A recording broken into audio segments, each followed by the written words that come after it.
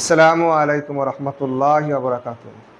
প্রিয় ছাত্রছাত্রী ভাই বোনেরা এবং আমার প্রিয় ভিউয়ার্স যারা আছেন সবাইকে স্বাগতম জানাচ্ছি আমার অনলাইন ক্লাসে। আজকে পর্ব ৪। আগের যে টপিক ছিল আমাদের সেই একই টপিকের উপরে বাংলা ভাষার অপপ্রয়োগ ও শুদ্ধ প্রয়োগ। আজকে আমি ৬টি বাক্য নিয়েছি অশুদ্ধ।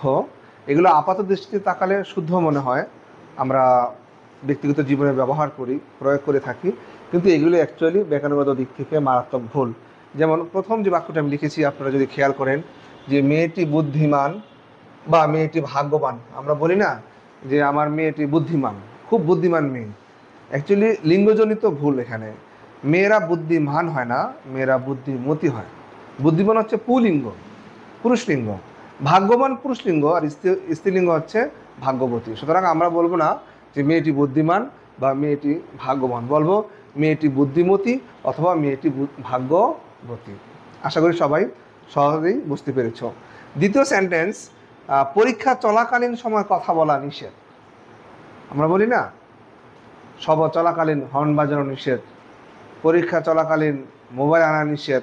এই যে চলাকালীন, এই যে কাল, কাল মানে সময় আর সময় মানে কাল, তাহলে একই শব্দ দুবার ব্যবহার হচ্ছে যে পরীক্ষা চলার সময় সময় কথা বলা নিষেধ, অথবা এটা অর্থ এরকমও দাঁড়ায় যে পরীক্ষা চলাকালীন কাল কথা বলা নিষেধ। কারণ কাল অর্থ সময় আর সময় অর্থ হচ্ছে কাল। সুতরাং একটি বলতে হবে যে পরীক্ষা চলাকালীন কথা বলা নিষেধ, অথবা আমরা এভাবে বলতে পারি পরীক্ষা চলার সময় কথা বলা নিষেধ। আশা করি আমার দর্শকবৃন্দ এবং আমার যারা শুভাকাঙ্ক্ষী আছেন, হিতাকাঙ্ক্ষী আছেন, ছাত্রছাত্রী ভাই বোনেরা তোমরা আছো, আশা করি সহজে বুঝতে পেরেছো আমি কি বলতে চাচ্ছি। যে আমরা যে কোনো একটা কথা বলবো যে পরীক্ষা চলাকালীন কথা বলা নিষেধ অথবা পরীক্ষা চলার সময় কথা বলা নিষেধ, দুটো একসাথে ব্যবহার করা যাবে না। ৩ নম্বর বাক্য আছে বিরাট গরু ছাগলের হাট। এই এখন কুরবানির সামনে বিভিন্ন জায়গায় হাট হচ্ছে, তা মাইকিং হয়, এক বিরাট গরু ছাগলের হাট, এক বিরাট গরু, বিরাট ছাগলের হাট, মানে এক একটা গরু যে হাতির মতো বিরাট গরু, বা এক একটা ছাগল কি গরুর মতো বিরাট ছাগল। কারণ নাউন বা প্রনাউনের আগে যদি অ্যাডজেক্টিভ ব্যবহার করা হয়, বিরাট হচ্ছে এখানে অ্যাডজেক্টিভ বা বিশেষণ, আর এগুলো হচ্ছে নাউন, এগুলো হচ্ছে নাউন বিশেষ্য। তাহলে এটাকে মডিফাই করে, অ্যাডজেক্টিভ যদি নাউন বা নাউনের আগে বসে তো সেটাকে তো মডিফাই করে। বিরাট গরু ছাগলের হাট মানে যে হাটে বিরাট গরু বিরাট ছাগল উঠে, সেটাকে বোঝাচ্ছে। কিন্তু যদিও আমরা এই অর্থে বলি না, অ্যাকচুয়ালি মাইকিং যিনি করতেছিলেন হাটের পক্ষ থেকে, উনি বোঝাতে চেয়েছিলেন যে হাটে কালেকশন অনেক বেশি, হাটটা অনেক বড়, সেখানে অনেক গরু ছাগল উঠে, এটা বোঝাতে চেয়েছিলেন। কিন্তু অর্থ কিন্তু দাঁড়ায় বিরাট গরু ছাগলের হাট, অর্থাৎ বিরাট গরু বিরাট ছাগল। তাহলে বলতে হবে কিভাবে যে গরু ছাগলের বিরাট হাট, এই হাটের আগে এই বিরাট বসাতে হবে, কারণ এখানে হাটটি বড়, এটাই বোঝাতে চেয়েছিলেন বক্তা। তাহলে বলতে হবে গরু ছাগলের বিরাট হাট।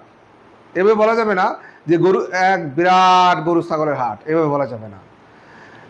নেক্সট বাক্যে কি আছে, এখানে খাঁটি গরুর দুধ পাওয়া যায়। একই কথা, এই যে এটা অ্যাডজেক্টিভ, এখানে নাউন, যদি নাউনের আগে অ্যাডজেক্টিভ হয় তাহলে সেই নাউনটাকে মডিফাই করে যে এখানে খাঁটি গরুর দুধ, মানে গরু খাঁটি, দুধের ব্যাপারে কিছু বলে নাই। কিন্তু এখানে ভোক্তাকে বা দর্শককে কি বোঝাতে চেয়েছিল দোকানদার আসলে, যে এখানে দুধটা খাঁটি পাওয়া যায়। সুতরাং বলতে হবে যে এখানে গরুর খাঁটি দুধ পাওয়া যায়। কারণ গরু তো সমস্যা না, সমস্যা হচ্ছে দুধের সাথে পানি মিক্সড হয় বা বিভিন্ন কেমিক্যাল মিক্সড হয়, ঘন করা হয়, পানি মিক্সড করে সেটা বাড়ানো হয়। সুতরাং দুধটা খাঁটি কিনা এটা হচ্ছে ফ্যাক্টর। সুতরাং আমাদের বলা উচিত এইভাবে যে এখানে গরুর খাঁটি দুধ পাওয়া যায়, খাঁটি গরুর নয়। কী হবে বলো তো সবাই, এখানে কি হবে, এখানে গরুর খাঁটি দুধ পাওয়া যায়, দুধের আগে এই খাঁটি শব্দটি ব্যবহার করতে হবে, অ্যাডজেক্টিভটি। পরবর্তী বাক্য হচ্ছে আমি এই মামলায় সাক্ষী দেব। আমরা প্রায় বলি যে আমি এই মামলায় সাক্ষী দেব বা সাক্ষী দেব না। সাক্ষী কাকে বলে আর সাক্ষ্য কাকে বলে? একটা হচ্ছে সাক্ষ্য, আরেক শব্দ হচ্ছে সাক্ষী। সাক্ষী হচ্ছে যিনি সাক্ষ্য দেন। এই সাক্ষী মানে আমি এই মামলায় সাক্ষী দেব, তাহলে সাক্ষী তো যিনি সাক্ষ্য দেন, যিনি উইটনেস দেন তাকে বলা হয় সাক্ষী। তাহলে আমি এই মামলা কি সাক্ষী দেব নাকি আমি এই মামলায় সাক্ষ্য দেব? শব্দটি হবে আমি এই মামলায় কি সাক্ষ্য দেব। তা আমি নিজেই তো সাক্ষী, আমি সাক্ষী, আমি যা দেবো তা হচ্ছে সাক্ষ্য। আশা করি সকলেই বুঝতে পেরেছেন খুব সহজেই।